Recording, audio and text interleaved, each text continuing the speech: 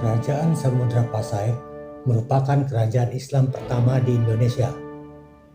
Kerajaan Samudra Pasai didirikan oleh Merasilu pada tahun 1267 Masehi.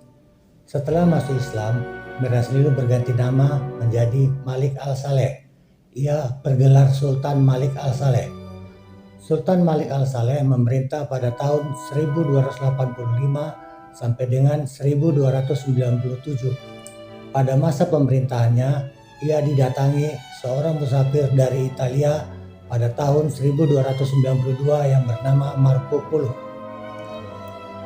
Melalui catatan Marco Polo inilah diketahui bahwa Raja Samudra Pasai bergelar Sultan. Wilayah kerajaan menjadi daerah di Nusantara yang pertama kali dikunjungi oleh para pedagang dan pelayar. Hal ini dikarenakan letaknya strategis di jalur perdagangan internasional, yakni di pesisir utara Sumatera, tepatnya di dekat kota Lok Sumawe, Aceh. Kerajaan Samudra Pasai berhasil mencapai puncak kejayaan pada pemerintahan Sultan Mahmud Malik Al-Zahir atau Sultan Malik Al-Tahir II tahun 1326 sampai dengan 1345.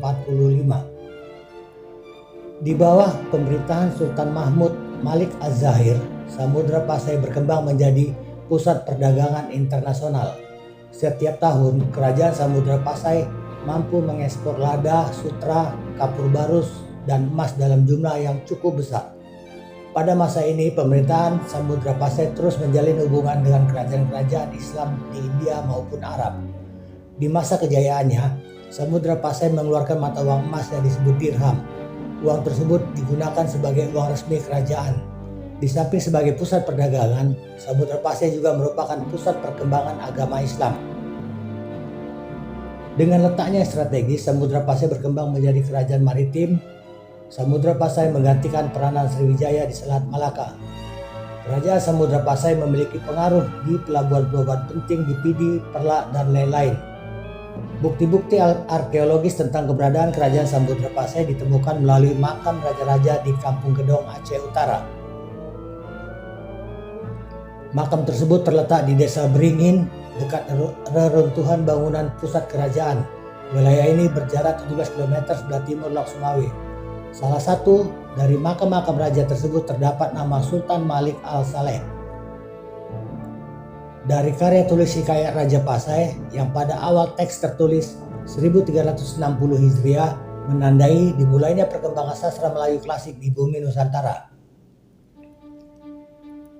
Dari catatan kunjungan Ibnu Battuta, utusan Sultan Delhi, Samudra Pasai merupakan pelabuhan penting dan istananya disusun dan diatur sesuai gaya India, sedangkan patinya bergelar Amin.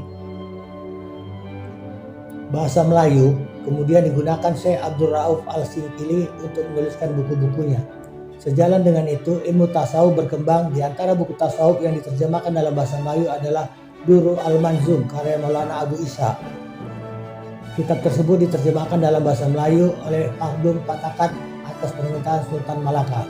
Melalui kitab tersebut diinformasikan mengenai pembangunan Islam di Asia Tenggara pada waktu itu. Pemimpin kerajaan Samudra Pasai yang pertama sekali adalah Sultan Malikul Saleh atau Sultan Malik Al-Saleh atau Merasilu tahun 1267 sampai dengan 1297 Masehi. Dan yang terakhir adalah Sultan Zain Al-Abidin tahun 1513 sampai dengan 1520. Peninggalan kerajaan Samudra Pasai yang pertama adalah artefak dan prasasti. Peninggalan kerajaan Samudra Pasai pertama adalah artefak dan prasasti yang ditemukan di sekitar wilayah Aceh. Artefak dan prasasti tersebut memberikan wawasan tentang kehidupan sosial politik dan agama Islam pada masa itu. 2. Makam raja-raja. Peninggalan kerajaan Samudra Pasai berikutnya adalah ditemukannya beberapa makam raja-raja yang pernah memimpin kerajaan tersebut.